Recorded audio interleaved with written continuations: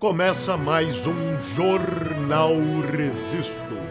O jornal que está aqui para falar sobre assuntos que já foram proibidos. Mas agora, graças à democracia, não são mais. No programa de hoje, vamos falar sobre repressão. Bom dia, boa tarde ou boa noite. Não sei que horas você está vendo isso.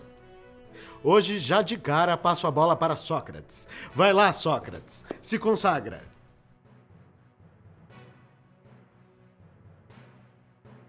Bom, o show tem que continuar. Vamos lá, meteorologista, toca daí. Repressão é um tempo feio, horroroso. Tempestade? Repressão significa castigo, punição, que busca proibir, controlar ou penalizar.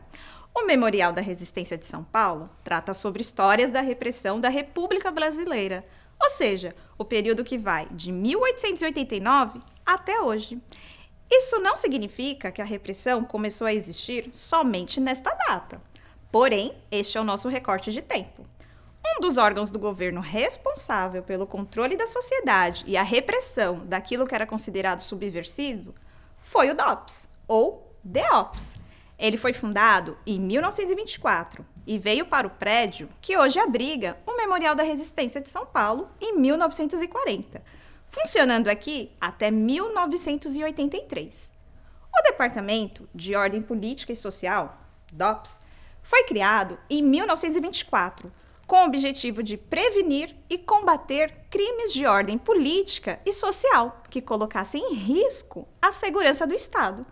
Foi um órgão fundamental às duas ditaduras que vigoraram no Brasil, o Estado Novo e o regime militar.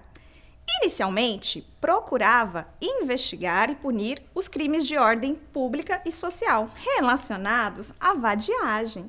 E naquela época, era considerado a vadiagem a prática da capoeira ou a manifestações religiosas afro-brasileiras, como a Umbanda e o Candomblé. Inacreditável! Espia, com o desenvolvimento de uma oposição ao governo, o DOPS foi se tornando cada vez mais um órgão do governo responsável por investigar e punir aqueles que se organizavam contra a ordem política vigente. Sócrates, bota um filminho na fita pra gente. Roda VT.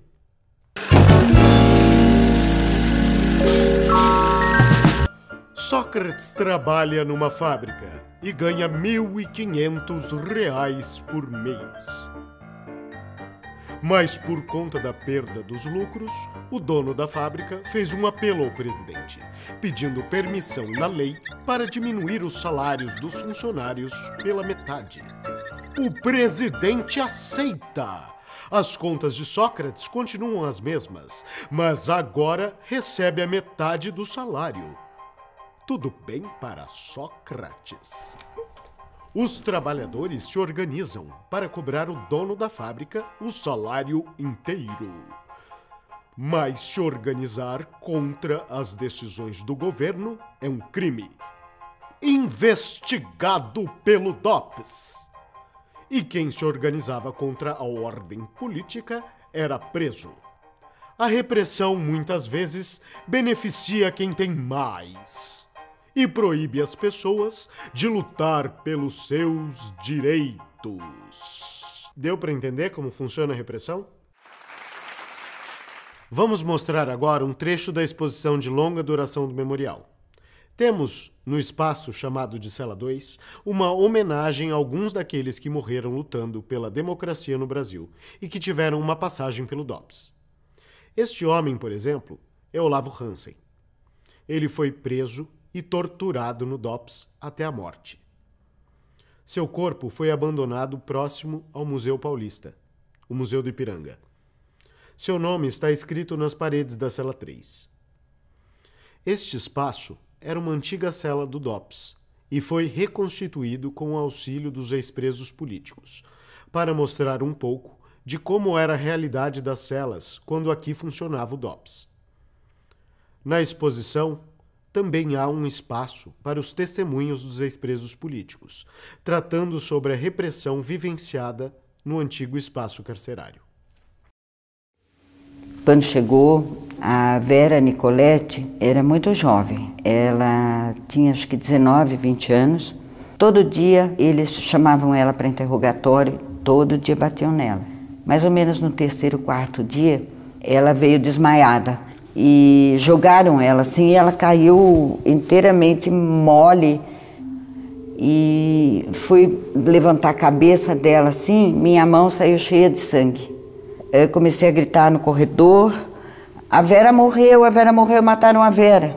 Todo mundo começou a gritar, todo mundo, foi uma gritaria tão grande. E aí vieram os militares, pegaram ela e levaram embora. E eu fiquei com essa impressão que ela tinha morrido, tiraram o marido dela também, e nunca mais se ouviu falar neles. Anos depois, num desses e-mails, que tem o nome de muita gente, tinha o meu lá no meio de alguém, e o dela também. E ela me escreveu dizendo, olha, vi seu nome, eu acho que eu te conheci numa situação muito complicada. Você é a Rose que ficou presa comigo no DOPS, nunca mais esqueci seu nome. Olha, eu quase morri, porque eu também nunca mais esqueci o nome dela, nunca mais esqueci dela. E eu tinha a impressão que ela tinha morrido. E 33 anos depois eu descubro que aquela mocinha, cheia de sangue, estava viva. Foi uma das coisas mais importantes da minha vida emocional, da minha vida mesmo. Uma das coisas mais importantes da minha vida foi descobrir a Vera viva. Depois desse testemunho, vamos passar a bola para a meteorologista. É com você.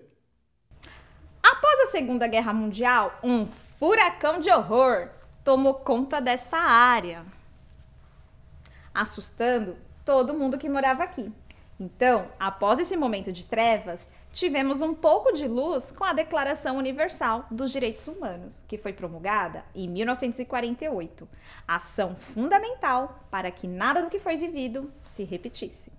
O Brasil foi um dos países signatários e comprometeu a seguir as diretrizes da declaração. Mas, infelizmente, a prática foi e ainda é bastante diferente. O quê? Desde 1948, o país está comprometido com o artigo 5º. Ninguém será submetido à tortura, nem a penas ou tratamentos cruéis, desumanos ou degradantes. Como vimos no testemunho da ex-presa Rose Nogueira, no caso de Olavo Hansen, ou centenas de outros exemplos da época da ditadura e da atualidade, esse artigo foi e ainda é constantemente violado. Vamos pensar no artigo 9º. Ninguém pode ser arbitrariamente preso, detido ou exilado. Em 1976, foi expedida uma portaria da 4ª DP da rua Marquês de Paranaguá, na região da Consolação, autorizando a polícia a dar a ordem de condução coercitiva a pessoas transexuais para averiguação apenas pelo fato de serem trans, sem terem cometido crime algum. Ou seja, houve um tempo no Brasil em que ser trans não era um crime, mas era tratado como tal. Hoje em dia, muita coisa mudou, mas a luta continua. A última palavra de Prometeu, o criador dos seres humanos da mitologia grega, foi resisto. Às vezes, no fim de uma batalha, nem se sabe quem venceu, ou o vencedor parece derrotado. Martin Luther King e Marielle Franco morreram, assassinados. Mas suas causas continuam, e seus nomes viraram bandeira. A verdade é viva. A verdade vence. Onde houver um raio de esperança, haverá uma hipótese de luta. Bom, meus caros espectadores, por hoje foi isso. Espero que vocês tenham gostado e aprendido bastante. Em breve voltaremos para mais uma edição. Bom dia, boa tarde ou boa noite.